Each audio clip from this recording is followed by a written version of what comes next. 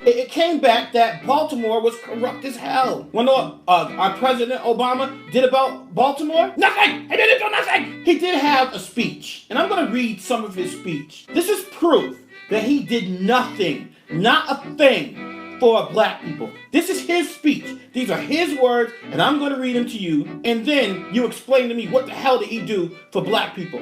With respect to Baltimore, let me make a couple of points. First, obviously, our thoughts continue to be with the family of Freddie Gray. Understandably, they want answers. And Department of Justice has opened an investigation. It is working with local law enforcement to find out exactly what happened, and I think there should be full transparency and accountability. Second, my thoughts are with the police officers who were injured in last night's disturbances. It underscores that that's a tough job, and we have to keep in mind, and my hope is that they can heal and get back to work as soon as possible. He just gave one sentence to Freddie Gray's family, and the rest of that paragraph went to the police who killed Freddie Gray. This is what I'm talking about. What did he do for black people? He was more concerned about the safety of the police in the riot than the cause of the riot, which was the police killing a man, delivering a man, not even bringing him to jail. He didn't even make it to the jail. His spine was severed. He was killed by 6 police officers, all who got off, by the way. And he wanted transparency and accountability. So where the hell is the transparency and accountability, former President Obama, after the Department of Justice came back and said, oh man, Baltimore's corrupt as hell. What the hell did you do about it? You expect these people been abused and tortured and attacked by police in a corrupt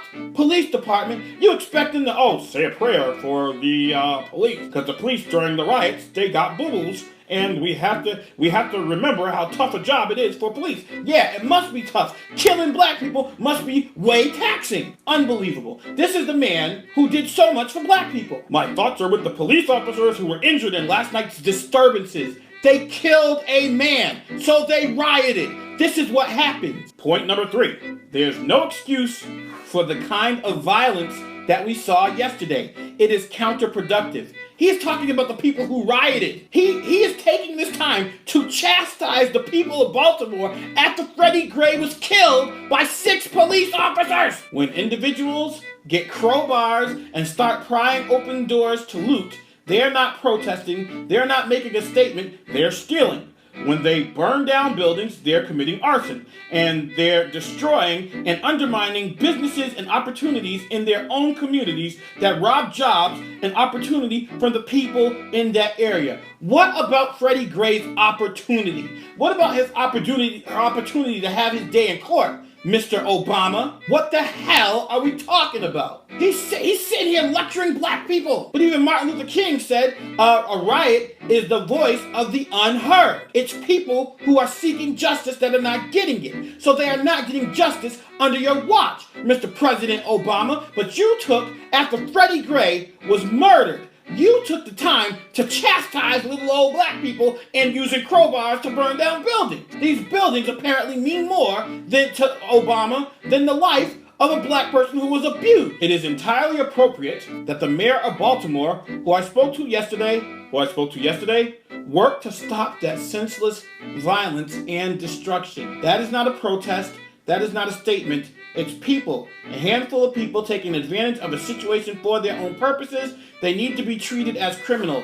This is what he said after 6 police officers were found were not guilty of murder, of manslaughter, of anything against Freddie Gray. So basically what the city of Baltimore said was the ride between where Freddie Gray was arrested and to the police station, he severed his own neck, magically. And the day after the riots, President Obama, instead of addressing that damn injustice, His Highness had the nerve to criticize the people who were protesting. Point number 4. He didn't shut up after this. Point number 4. The violence that happened yesterday distracted from the fact that you had seen multiple days of peaceful protests that were focused entirely legitimate concerns of these communities in Baltimore, led by clergy and community leaders, and they were constructive. And one burning building will be looped on television over and over and over again, and the thousands of demonstrators who did it the right way, I think, have been lost in the discussion. Bumbleclaw, no sir, this a get out of hand.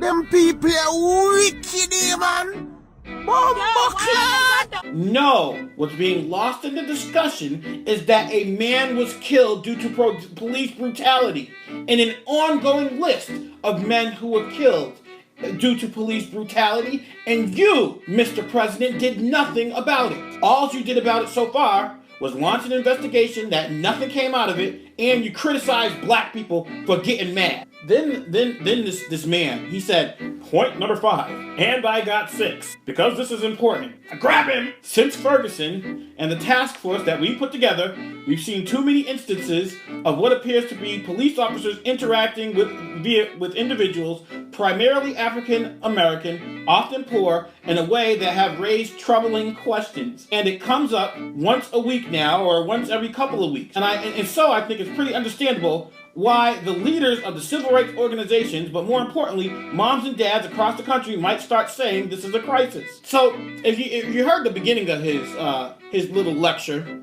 when he was describing the riots, he said, you got crowbars, you popped the locks, you got a lighter, you set it on fire, you committed arson, you were a criminal, you blew up stuff, you robbed, you looted, you stole, you're criminals. But when he's discussing police brutality, he says, it appears to be police officers interacting with individuals, primarily African Americans, say black people, often poor, in ways that have raised troubling questions. No, it's not ways that have raised troubling questions. It's video, it's murder, and you're dancing around it. This is your hero, oh black people, pussyfooting around the fact that police officers were killing black people. I'm so tired of you Obama supporters. This has been going on for a long time. This is not new. And we shouldn't pretend that it's new. No, it's not new, President. Thank you for reminding us that it's not new, and yet you've still done nothing about it. The good news is, there's good news! In his speech, there's good news. The good news is that perhaps there's some newfound awareness because of social media and video cameras and so forth, that there are problems and challenges when it comes to how policing and our laws are applied in certain communities, and we have to pay attention to it and respond. No. What he should have said was, there are police who are overzealous in their jobs, and they're being caught on camera beating innocent people who have not had their day in court or committed any crime yet. They're abusing their authority.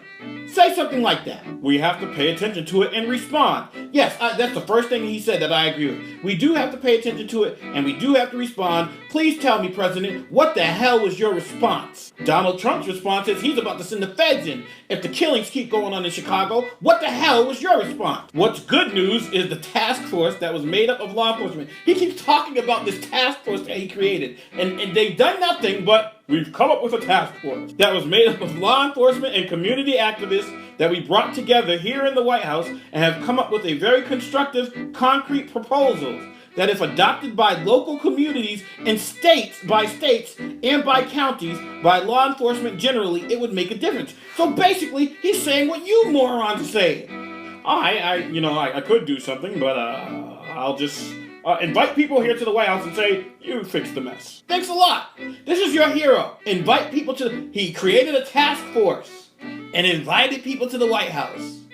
Oh, someone applaud that man. It wouldn't solve every problem, but it would make a difference. It would make a concrete difference in rebuilding trust and making sure that the overwhelmingly majority of effective, honest, and fair law enforcement officers, that they're able to do their job. He's even putting the officers first. He cares about the officers, because in every part of his speech, he's always talking, well, the officers have to be protected. You don't know how tough their job is. We have to be concerned about the officers. Then he says, well, people in communities, they might be treated a little bit off the kilter, a little bit. Now, the challenge for us as federal government, okay, good.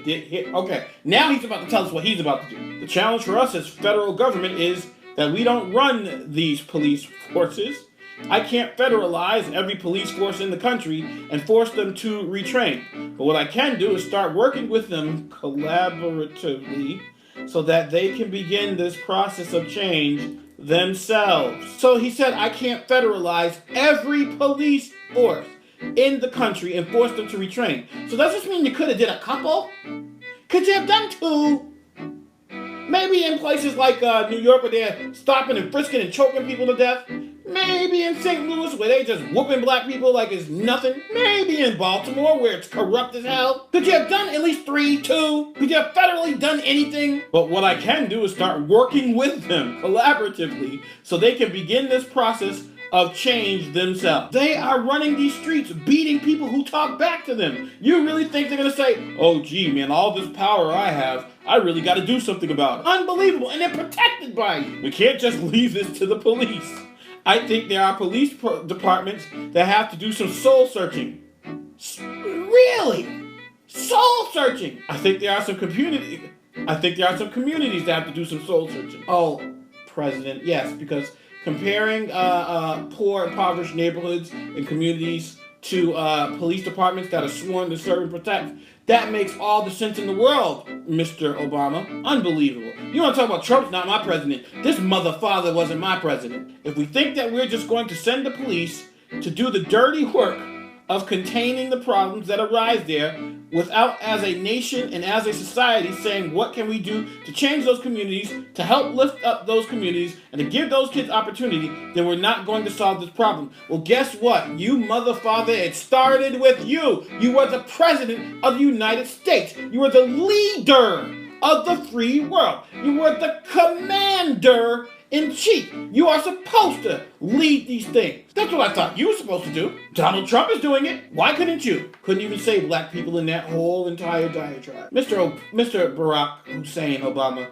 this L of the day is for you. The more I investigate and the more I try to see how wrong I was for judging you as being a bad president for black people, the more proof that I was right on the money. You, sir, whether you were a puppet, as they all like to say you were, whether you had no power, as they all like to lie and say that you had, what am I supposed to do as a citizen when my fellow American, who happens to be the most powerful man in the world, can't do anything? Mr. Obama, that speech was sickening to me. You did nothing but uplift police officers, show concern for police officers, let your heart go out for these police officers while you lectured and you pointed your finger at black people and looked down on them. That's what you did. How, oh how, Mr. President Obama, am I supposed to say that you did a good job? I know why other people say you've done a good job, because it's celebrity. Because you're like the black Oprah Winfrey to these black folks. You're the highest, uppitiest Negro that's ever been. So of course they can't look at you through reality's eyes. Now, if you want to say, oh, I really was a puppet and I really had no control over all of this stuff, then fine, I would even accept that. But I for damn sure I'm not going to be like these blind sheep who want to crown you as black America's savior for 8 years when you've done nothing for us but favor and champion the police more than you favored and championed black people, your own people, people who look like you, people who come from the same backgrounds like you did, people who you were senator over, even in Chicago, people who looked to you for you to actually do right by them. You had the nerve, former President Obama, to let down not only black people, but America.